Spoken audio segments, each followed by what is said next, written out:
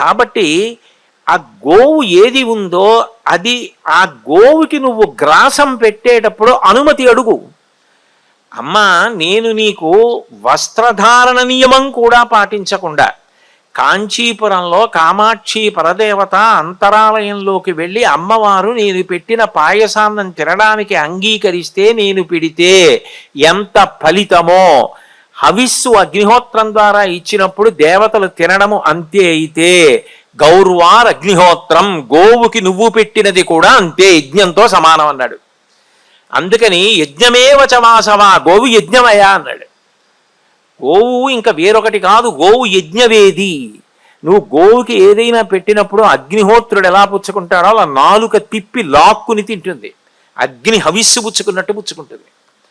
ఆ పుచ్చుకుని ఆవు తిన్నది నువ్వు ఆ రోజు అగ్ని కార్యము చేశావు, నువ్వు ఆ రోజు యజ్ఞం చేశావని గుర్తు.